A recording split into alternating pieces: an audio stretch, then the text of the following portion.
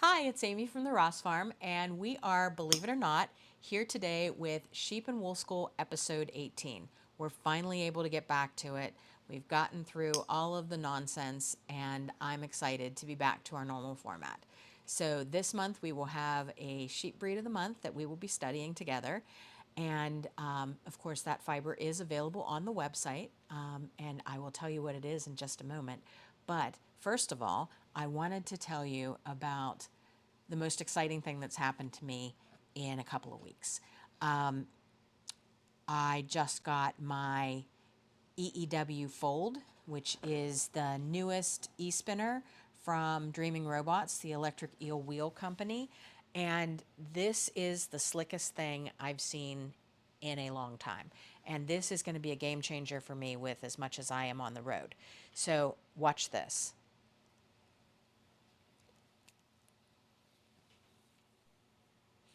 It comes apart so quickly. So that this is the speed control, this is the power cord, and then we take the base off like that, and we pull the back off like that, take the string off, take off the bobbin, pull out the, fold those in, put this into the bottom, right like that, snap it together, these untwist, and we're ready to go. That is how quick and easy this is to get ready to go on the road with me. I am so excited. There is definitely going to be enough room in any carry-on in the world or any personal item, purse, bag, tote bag, whatever, for something this size. The battery to power it, if I'm on an airplane, plane, train, automobile, whatever, once it is set up, the battery will actually go inside and the cord will come out and plug in, so that I don't have to worry about the battery flying sideways in turbulence or something. Everything is flat fold. Everything is ready to go. And if you look at their website, you will see that it comes with 6 flat fold bobbins, your power cord, your speed control, your manual, everything you need, including a whole bunch of replacement parts, all in one box, and they are very reasonably priced. I actually got mine as part of their Kickstarter, so I have been waiting on this one for a year or so. But I love that they have the speed control knob here. They have an on-off switch. They have a switch for S and Z, and I don't know if you can see this, but it also has your RPM counter built in right here. So if you find a sweet spot, if you're doing a big spin for something on a very small machine, you can actually calibrate it so that you are spinning at the same RPM for all of them and get a more consistent spin. So I'm really excited about that. That was something that was missing from the other EEW wheels that I had. So this, I think, is going to be excellent. I am actually going to go meet my friend Linda tonight and give it a shot. I'll be spinning up, I think, day 9 from the Advent calendar. I think that's what I brought with me, so that I can give it a little bit of a test drive. So I'm really, really excited about this. It's just so quick and easy to put together and so compact, so small to take with me on the road. I think this is actually going to fit into a padded lunch bag, which makes me kind of want to go see what Vera Bradley has in a padded lunch bag. But I may also try to find a small case for it. I think I've told you, I usually just go to TJ Maxx with the dimensions, and I know everything will fit in this box, so I will measure this box and try to find a case that is that size or a little bit bigger. I also did pick up the Lazy Kate that goes with it, so if I can get something just a teeny bit bigger, I can take the Lazy Kate with me too, so that I can ply. that is a game changer. So I'm really, really excited about the EEW Fold. If you picked one up and you have been enjoying it, please drop a comment down below and tell me what you're thinking. Because right now, I think it's an amazing machine. You know I love my Hansen. My Hansen is my favorite, but it's a lot. It's a lot to take on the road. It's a lot to keep from getting damaged. And I think that just because everything folds inside this one, that is going to be exactly what I need to go on the road, especially with all of the flat fold bobbins. And there are readily available files to 3D print additional bobbins and pretty much additional everything's for this unit in a different color if I wanted to. But I really like the teal. You know I love teal. So I'm really excited about that. And I hope that those of you who have already gotten one will let me know what you think of it as well. And if you haven't and you're looking for a little e-spinner, I know I've always said the 6.0 or 6.1 is a really good entry level, but I think this is gonna be better, just because of the collapsibility and the very small footprint. So I think MAurice has really knocked it out of the park on this one. So next up, I have done a ton of stitching since the last time we were together. I completed all of the cross-stitch projects in a book by Susan Aki, which was actually a quilting book that I picked up with a bunch of quilt patterns in it, and I noticed it had all of these different cross-stitch patterns in it, so I decided I was going to make all of those.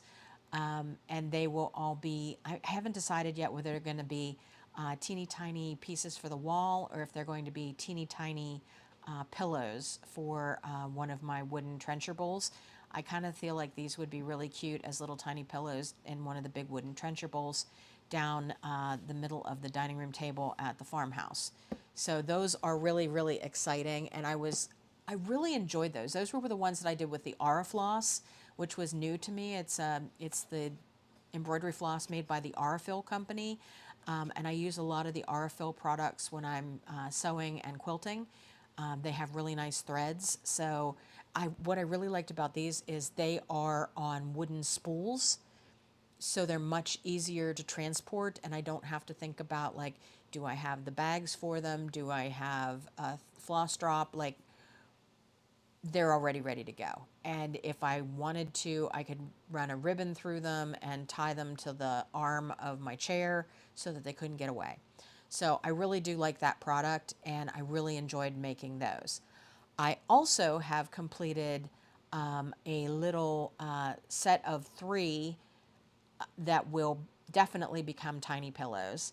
All of these pieces are smaller than 5 by 5. So I've done all of these in my little portable 5-inch frame, my Q-snap. This is a little something that I did at StitchCon, and one of the other attendees gave us these little charms that say 2026.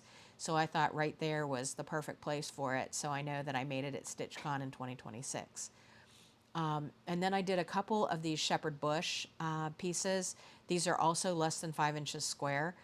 This one says "Long May You Wave," and it's Patriotic, and it will also be a tiny pillow. I'm really into tiny pillows right now because they're easier to store. And this one, "You Are My Sunshine," that's what my dad used to sing to me when I was a little girl. So I finished that one too, and I love that one because it's not a white sheep, and most of my sheep are not white, so it was a little bit me. Now, these I'm absolutely obsessed with. There was a company up until a couple of years ago, I think. I can't find any record of them right now, but this is from a company called the Exemplarary. And an exemplarary was a piece that a young girl would make to demonstrate her needlework skills for potential suitors. And this one is the Mary Halsey Sampler from 1737, I think. And it was actually something that my dad bought me in 1983. And it was in my stash. I've been cross-stitching since I was probably 7 or 8 years old. And I was about 12 when I got that one on one of our trips to Colonial Williamsburg. And it's one of those things that I have opened from time to time and thought, oh, I'm going to do this. And then, ooh, shiny, I get distracted and I go do something else. And so it has literally been in my stash, moving from place to place since I was 12 years old. And so it is now finished. And I ordered a frame for it on a really cool framing site. And the frame is spectacular. I'm really excited about it. I really, it wasn't that expensive. Like, I don't go to Michael's, I don't go to Hobby Lobby or any of that because their prices are so inflated, even with the coupon. And I think this one with shipping was about $50.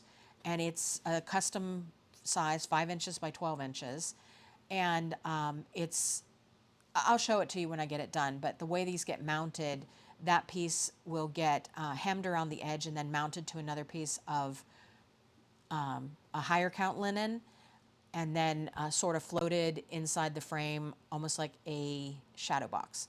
So luckily, my sweet Scooter Pie was a framer because, of course, he was an artist. And so I learned enough of his tricks to be able to frame my own pieces when I finished them. So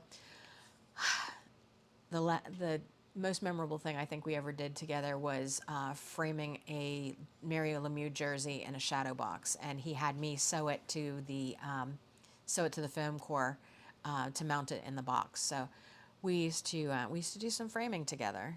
So I got skills.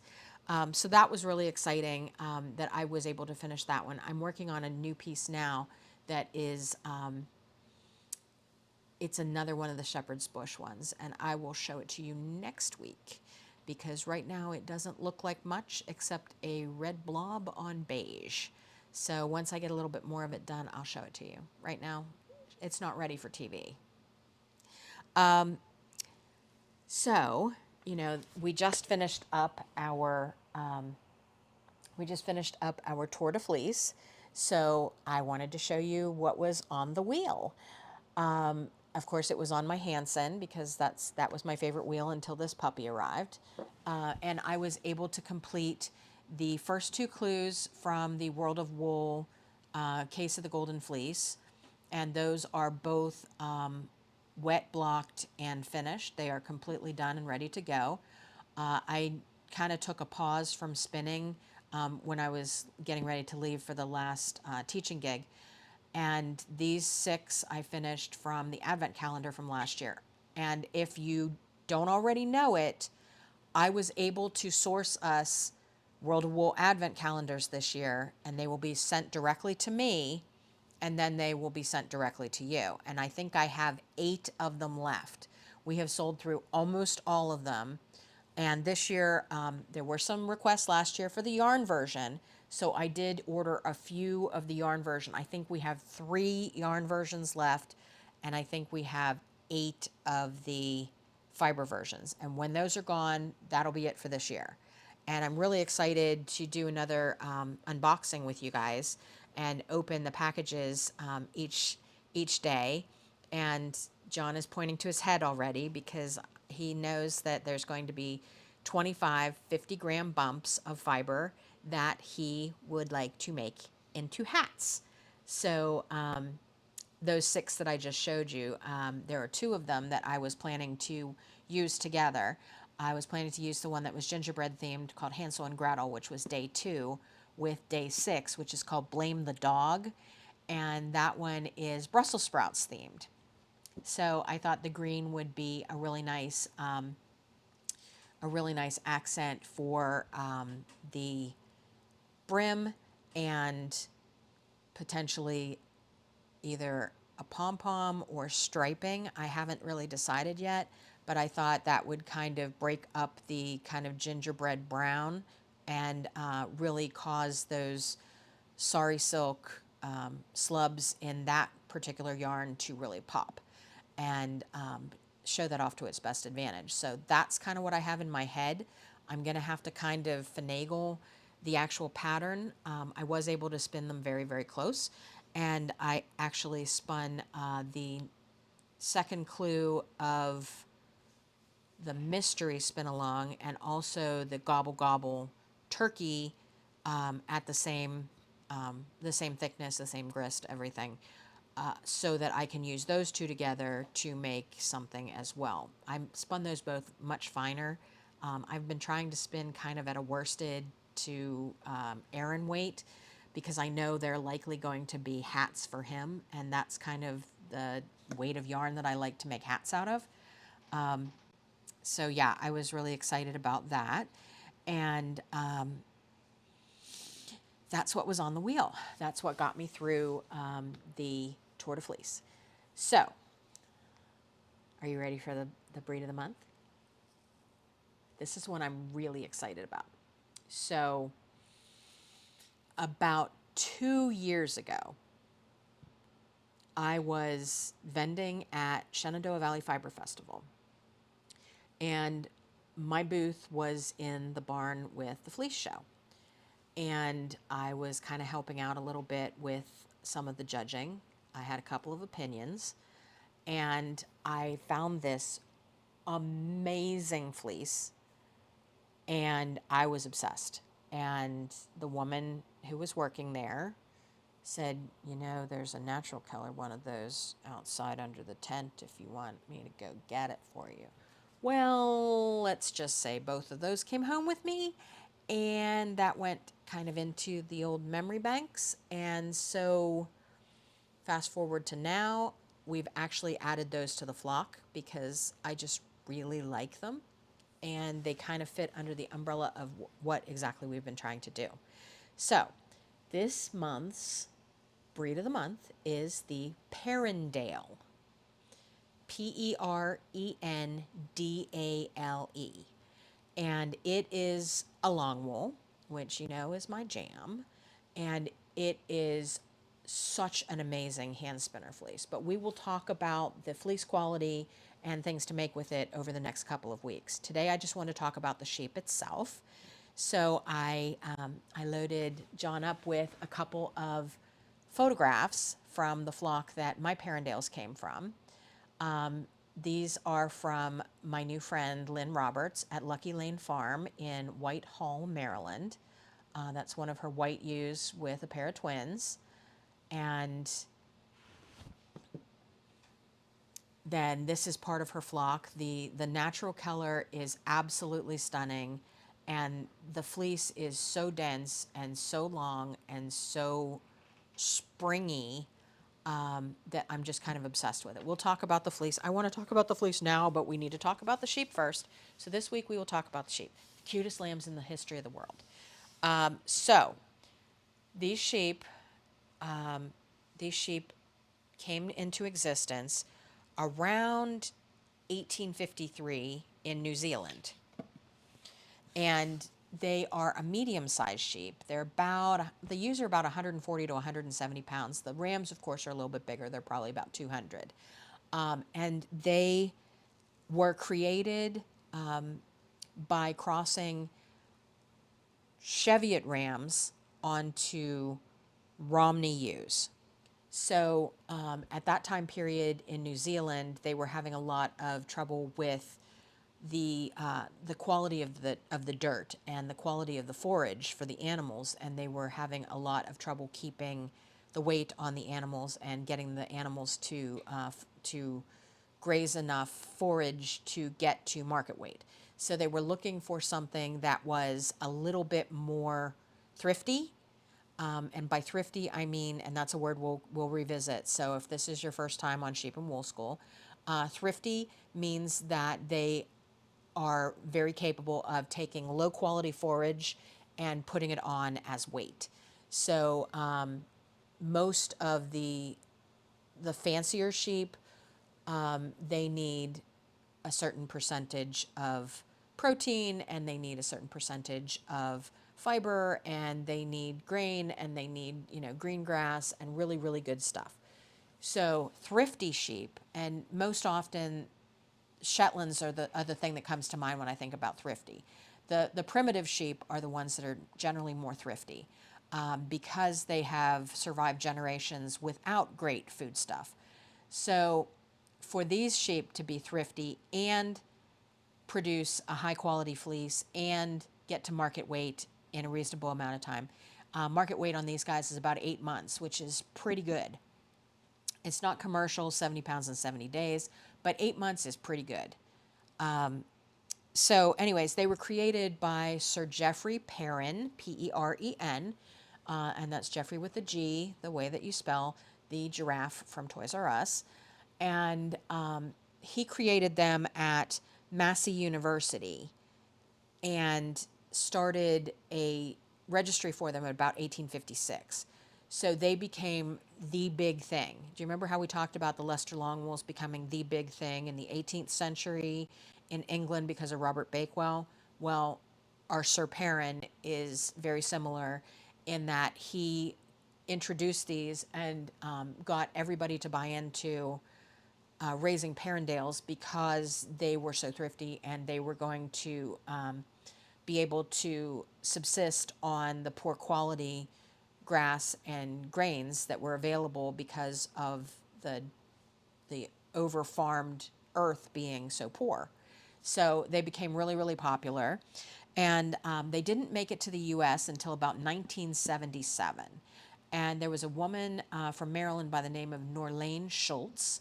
And she actually started hers with actual imported sheep from New Zealand, imported semen and sheep from New Zealand. And she was able to get to about a 50 head flock before she dispersed. And when she did disperse, her sheep went to a woman by the name of Linda Tesdale, and she used them primarily for training border collies, which they're very good for. And most of the rest of her flock went to California, Washington, and Utah. And the the bulk of the Perrindales that we have today are actually ones that were preserved by Marta Sullivan around 1989 in California. And she was able to import additional New Zealand semen and continue to build the Perrindale flock. As she aged out and dispersed, along comes my new friend, Lynn Roberts, who takes up the Perrindales in Maryland and is able to get some of Marta's sheep from California. And she gets additional semen as well as Marta's semen and continues the Perrindales. So Marta was actually the one who started having natural color. Up until that point in 1989, they were all white. So Lynn has both white and natural color. She has semen to create more, and we are able to continue to import semen from New Zealand now. So I'm really excited to kind of be helping these ones out, because the only thing wrong with the Perrindales right now is there aren't enough people raising them. And I think that's kind of one of my new goals, is to make people see what amazing sheep these are. Now, they're half Romney, which you know I love, and half Cheviot, which you also know I love. So this is kind of like blue ribbon, all-star, A+, 10 out of 10, no notes kind of sheep for me. And it's got all of the characteristics that I love in both of those breeds of sheep. They're excellent mothers. They're very thrifty. They are parasite resistant. They have a nice big heavy fleece. They're just really great sheep, and we've been so impressed with them. They arrived back in May, I think. Might have been April. Things are a little bit blurry. And we have just really enjoyed having them on the property. They're not quite as flighty as the Cheviots are, but not quite as docile as the Romneys. You kind of know they're there. They have a lot of the same characteristics, as you noticed from those photographs. There's a lot of the same characteristics as the Cheviots, so I really like the looks of them. And we'll talk about the fleece next week, but you're going to love it. You really are. You really are going to love it. And again, the Perrindale roving is available on the website right now, so you can run over there and pick some up if you want to spin it while we chat about Perrindales this month. This month is about to get crazy because I have a lot of stuff coming up.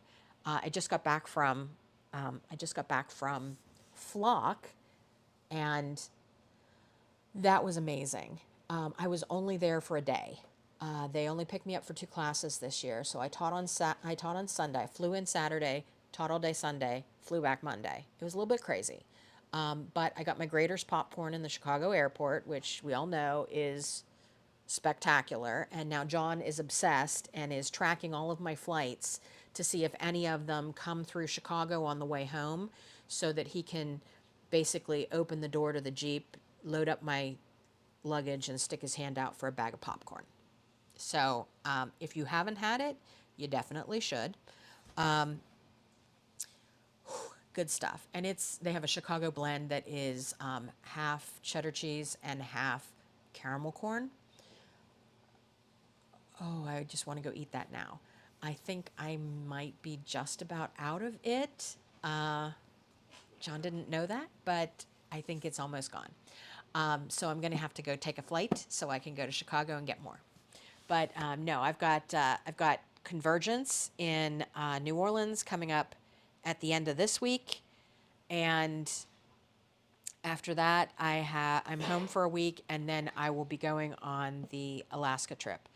And when I was at Flock, I met a lovely woman from Alaska, and I'm hoping that that's going to turn into another trip to Alaska.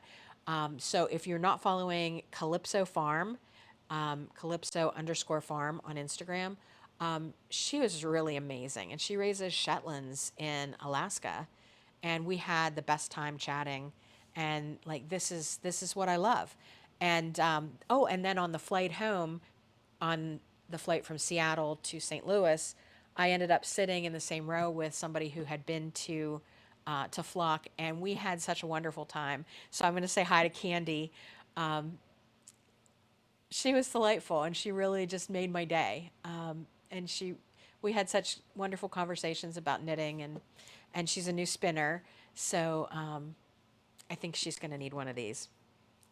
But anyways, so on down the road, I will definitely be doing those two things that I talked about. And right here, right now, we've been enjoying sweet corn from Zalays. And this week, my dreams came true, and Ted Lasso is back for season 4. And we have one Jenny's ice cream location here in Chagrin Falls, just near Hudson, where I am.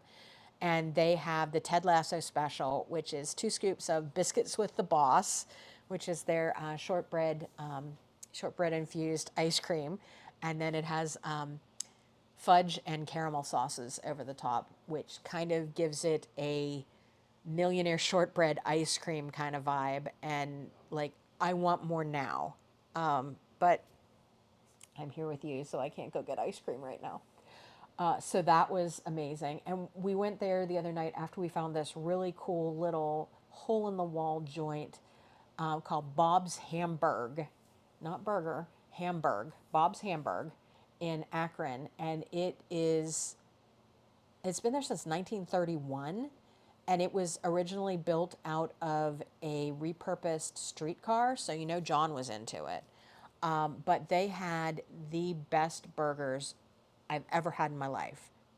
And I literally told John when we were sitting there eating them that it reminded me of sitting at my grandmother's dining room table eating burgers that she made, because my grandmother had a diner, and like everything about this place was homemade. They make their own mustard sauce. They make their own Bob sauce, which is almost like ketchup but without sugar or vinegar. It was very interesting. They make their own pickles. The buns are locally made, like everything there. Oh, and they make their own batter for the onion rings, and it's the cornmeal kind that is so light and delicious. And they make fresh batter and batter all their onion rings every day. It was amazing, and it's just such a little hole in the wall that you'd never notice it. And I think the entire bill for both of us was like $20 for 2 burgers and onion rings and drinks. And I can't say enough good stuff about that. So that was kind of amazing. And then, what is the other thing? Where else was I? I guess I'll just tell you I was at the farm. We have all the ramps made. That is where they had to take out the bank next to the lane up to the house. And they flattened everything out and made a runway for the new barn to go up to where the old barn was. If you are trying to get your bearings, the old barn lived right in front of that building closest to the camera on the right. That is the wagon shed. And right in front of the wagon shed, or behind us in this case, was the barn. So this is the ramp where the new barn will go onto the property and be placed behind that wagon shed, and have its little foundation built underneath, and everything put together into an amazing barn to replace the one that we lost. So I am really, really excited about that. It's going to be another Pennsylvania bank barn. Um, Technically, it should have already moved, but we had a bit of an issue. I got a call on Monday before I got on the plane from my contractor, and we had some weather overnight Sunday night, and the earthen barn ramp that goes up to the second floor, that's like 8 feet off the ground, it collapsed into the freshly dug footers that were supposed to be poured on Monday and Tuesday. So everything is now pushed back until the ground dries and we can re-excavate the footers and get the remnants of the dirt from that barn ramp out of the way so that the footers can get poured, and then they have to cure for a week, and then eventually the barn will move. The barn will be going up in the air very soon at the other site, but it will sit up in the air for week, 2 weeks, 3 weeks, I don't know, for however long it takes for us to get excavated and the footers poured. But the moving company needed to come and get it moving along so that they could get it up in the air and get all the measurements taken and get all the permitting done so that we can get the move made. But we can't actually move the physical building until we have the footers poured. So that's a bit of a setback, but it is what it is, and in 100 years it won't matter. So that's what I've got for you today, and we are going to try to get back on our schedule of doing this weekly. And that's kind of why we were testing out the remote systems when we were on our trip last week or last month, was because John will be doing some gigs out of town. I'll be doing some gigs out of town, and we need to be able to record from other locations. So I bet I'll be spinning on my Fold in those other locations. And I'm really excited about that. So, as I said, you can get the Parendale fiber over on the website. We still have tons of the barn raising t-shirts. We are also now working with the National Road Heritage Corridor, and they have a dedicated fund that you can donate to and receive a tax deductible donation form, so that whatever you would send would be tax deductible. That will only be used for the historic barn move and the refurbishment of the historic barn. So I'm really excited about that as well. And thank you to Sarah Collier and also to Clay Kilgore from the Washington County Historical Society for helping to put all of this together to get the barn built.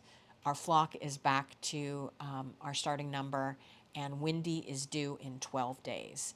So we are kind of back to where we were on February 2nd, and we're all a little bit nervous to get through today, so that nothing bad happens 12 days before the babies are born. But yeah, Wendy, Melinda's California Red, should be having her babies here sometime in the next 2 weeks. So, as like anything else, she's due in 12 days, so it could really happen anytime. It's her first time, so I don't think it'll be early, but we now have cameras on her bum 24/7, so we will know if anything happens, because Melinda is like adorable, and first time momming it and worried to death that something is going to go wrong. So we're all staring at Wendy's bum, and poor Wendy is very tolerant.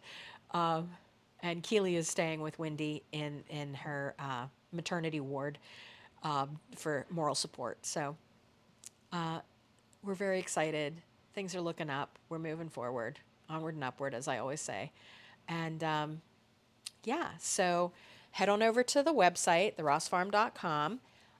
You can contact me via email at info@therossfarm.com. You can follow me on Facebook at Ross Farm Fibers, on Instagram at Ross Farm. Here on YouTube, we are Ross Farm Fibers. And please like and share and comment down below. It really does help. We have been increasing our viewership. Our number is creeping up there. And I'm so excited to be here with you. And until next time, I'll see you real soon.